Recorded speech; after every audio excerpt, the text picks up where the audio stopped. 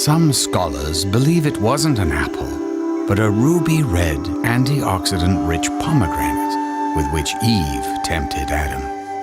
And only POM Wonderful has the juice of 4 whole pomegranates and is backed by modern science. Powerful then, POM Wonderful now. And only POM Wonderful has the juice of 4 whole pomegranates and is backed by modern science. Powerful then, POM Wonderful now. How many health claims involving food products are actually backed up with scientific data? That's a question you have to ask yourself as the makers of yet another supposedly healthy product are accused of deceptive advertising. This time it involves POM Wonderful 100% pomegranate juice. You may have seen the oddly shaped bottle on store shelves. The advertising for it and POM X supplements claim it can prevent or treat heart disease, prostate cancer, and even erectile dysfunction. But the Federal Trade Commission says, wait a minute. It filed a complaint calling the claims false and unsubstantiated. The claims include super health powers proven to fight cardiovascular, prostate, and erectile health, backed by $25 million in medical research. The FTC says that research must squarely support the claims made.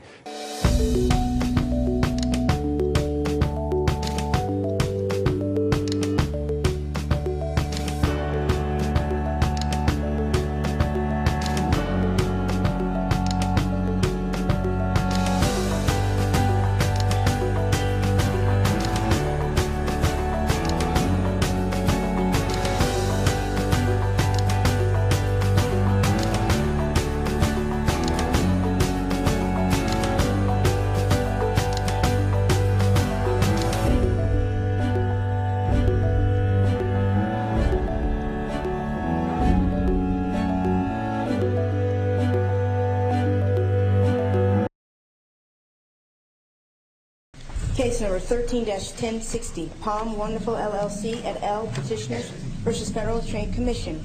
Mr. Goldstein for the petitioners. Mr. Goldstein, you want to talk about implied messages? I do.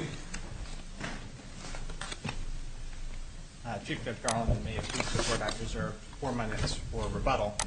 I think, Your Honors, that the big issue in the case that the parties have not been as helpful about as they might, that I really want to focus on and I think I can genuinely help with, is when is it that an FTC order banning speech is subject to ordinary First Amendment review, and when is it subject to deferential review under the APA? And that, I think, is the pivot point in this. Here's where we disagree. We think that we win this case for either of 2 reasons. Reason number 1, the FTC is wrong to say that it gets deferential review from cradle to grave. It says that its determination that the ad is clear on its face is something that you have to defer to. We think that is wrong in the wake of the Supreme Court's decision in Peel. Reason number 2, we think that the FTC adopted a legal rule in the case that is inconsistent with the requirement that the ad has to be clear on its face. We believe, and we can show, that they applied a standard that so long as the ad draws a link between the product and health effects, it reads the ad as if it makes a claim of clinical proof that the product prevents, treats, or reduces the risk of, say, heart disease or something like that. We think that if you look at the case, you will find either that the ads in your de novo review, which we think is appropriate, don't come anywhere near saying that we prevent, treat, or cure heart disease, or at the very least that the legal standard the FTC applied was wrong. They have this standard that is, if you draw a logical connection between your product and health, you are necessarily implying that you are going to prevent, cure, or treat a disease. As in many contexts, the agency articulated a rule and applied the rule to reach a conclusion. The rule that I know you think that, but I'm not seeing that they've applied a rule which requires only a logical connection, except for one sentence out of a very long opinion, most of which says not a logical connection, but a causal relationship. Right. Your Honor, maybe I can just illustrate why I think I'm right, that when they say a causal relationship, it's because they derive that from the logical connection. So if we could just look at an ad and see whether or not it's remotely plausible. Maybe you want to look at one of the ads that both the FTC and the ALJ sent. Sure. So our first one. Let me ask you to look at myself. Okay. So that one would be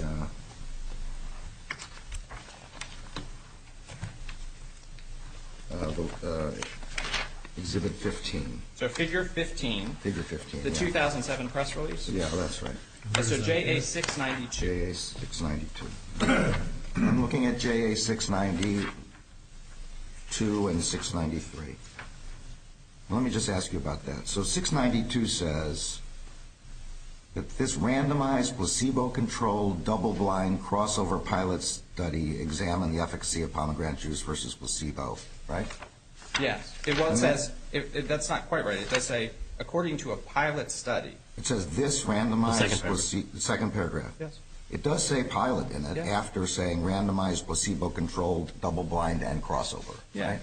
And then on the next page, 693, it says efficacy was assessed using the IEEF and the GAQ questionnaires, correct? Yes. It says the IIEF is a validated questionnaire, correct? Yes. And then it goes on and gives the results in which it says that the p-value was 0.058, right? Under the GA, yes. Well, it doesn't say under the GAQ, right? It first says that you have a validated questionnaire, the IIEF, and then it gives a p-value of 0.058. Yes. Right? That is not the p-value, not even close to the p-value for the IIEF, is it? That's correct. And the p-value for the IIEF is 0.72, right? I think that's correct. Right. And your brief makes fun of the statistical ability of the other side. Yeah. You understand that a p-value of 0.72 is not even close to being statistically significant. Yes, but neither is it what the government says, which is this group. It's a negative study. It's not statistically significant. Yes, but you don't see that it's a valid implication from this, where they say that they're using a validated questionnaire and that it has a p-value of 0.058, and not to mention that that's not the p-value for the validated questionnaire. If they conclude that you have implied that you have scientific substantiation, and in fact you don't, that's misleading. The problem is really 72%. It's actually 28% is the problem, right, because of the p-value. Right. There's a 28% chance that we're wrong. No. There's only a 28% chance that you are right. On that one measure. But right. to not disclose I don't understand how, if you look at those two paragraphs, that you can regard that as not misleading. We have a large number of advertisements that are full of qualifications, 6 or 7 of them, that the Commission deems irrelevant as a matter of law and refuses to attribute any weight to, and then nonetheless treats them as unqualified disease claims. The Commission finds disease claims whenever there is a statement about science and a statement about health. If I could just, I have been trying to... No, but not just any statement about health. It's a statement about a disease. No, Your Honor. Can I just give you an example of why they say that and it's not true? And that's our addendum 3. Okay? That's the one that refers to prostate, but it doesn't contain the word cancer. Yeah, or disease. But cancer is a disease. I know, but I'm just saying it doesn't refer to either. Right? So but it refers to prostate. Sir, there are. I mean, without getting into undue details. Am I looking at it Are you talking right about addendum 3? Yeah. I'm off to save prostates, right? Yeah. Save from what? I mean, other than disease, what else could you be saving them from? large prostates that are not by disease. Your Honor, I mean, this is their position is that what you're about to read is going to clearly imply that we can cure, prevent, or reduce the risk of prostate cancer. I'm off to save prostates. Yeah. Man by man, gland by gland, the antioxidant superpower is 100% committed to defending healthy prostates. That is a standard But you structure. could make clear that this is a health and not a disease by giving a disclaimer like the ones we suggested in Pearson. Right, that is true. But the question is, do we have to? They infer any reference to the health of an organ to be a reference to, stopping disease. I understand. I'm still stuck on the disclaimer possibility, which will allow you to keep this ad as long as you're saying that we're not talking about prevention or cure of any disease. We're just talking about health. What Pearson says, what the case law of all the courts have said, is if you are clearly implying, then you need the disclaimer. My point is that the standard... That's not what Pearson says. That's not at all what Pearson says. Your Honor... It has nothing to do with whether you're clearly implying. This is a case where we said it was only potentially because it could be fixed by a disclaimer. So if you have this one in front of you, if it can be fixed by a disclaimer, it's only potentially, not clearly. Can I just ask you a question about this particular ad? Yeah. I don't know the answer to this. So there's an asterisk, and it says $25 million in visual and medical research asterisk, and then it says prostate study details at the following website address. Yeah. If you were to look at those study details, would those be studies that dealt with prostate cancer, or would they be with healthy prostates? I don't know the answer, because it's a question. I know what our websites say now. I can tell you that I don't know what it said at the time, so I won't make a representation. The only final point, and if you would just indulge me this one thing, the only final point I have been trying to make to you is the question of whether they really fairly are implying these claims. And I do just think that we have a really good illustration of how it is that they can't be fairly reading the ads. And so it is just our addendum 1. And this, Your Honor, I've specifically chosen one that, so it's not biased in our favor. This one is going to refer to health and to disease. They're saying it clearly finds a disease claim. So, amaze your cardiologist, clearly a health reference, taking their point. Drink POM Wonderful pomegranate juice. And I'm going to reference 6 different disclaimers in here, and they're going to nonetheless say it's a clear representation that it prevents, cures, or reduces the risk of heart disease. It helps guard your body against free radicals. Unstable molecules that emerging science suggests aggressively destroy and weaken healthy cells in your body and contribute to disease. POM Wonderful pomegranate juice is supported by $20 million of initial scientific research from leading universities, which has uncovered encouraging results.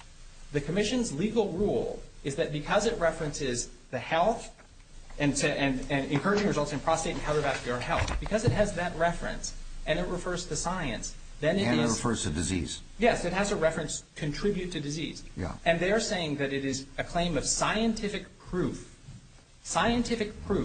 that we will cure, prevent, or reduce the risk of heart disease. And you agree this is nothing like the disclaimers we suggested in Pearson? Yes. Saying emerging or anything like that. That's not enough from the Pearson point of view. Right, but Pearson isn't setting a floor. No, but you were relying on Pearson, and there's nothing in Pearson that suggests that this kind of disclaimer would have been sufficient. No.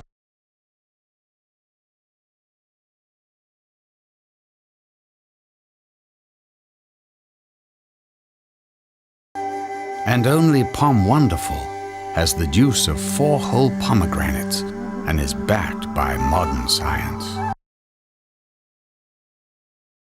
There's an asterisk, and it says $25 million in visual and medical research asterisk, and then it says prostate study details at the following website address. Yeah. If you were to look at those study details, would those be studies that dealt with prostate cancer, or would they be with healthy prostates? I don't know. I know what our websites say now. I don't know what it said at the time. Right, there's a 28% chance that we are wrong. No. There's only a 28% chance that you are right. On that one measure. But right. to not disclose I don't understand how, if you look at those 2 paragraphs, that you can regard that as not misleading.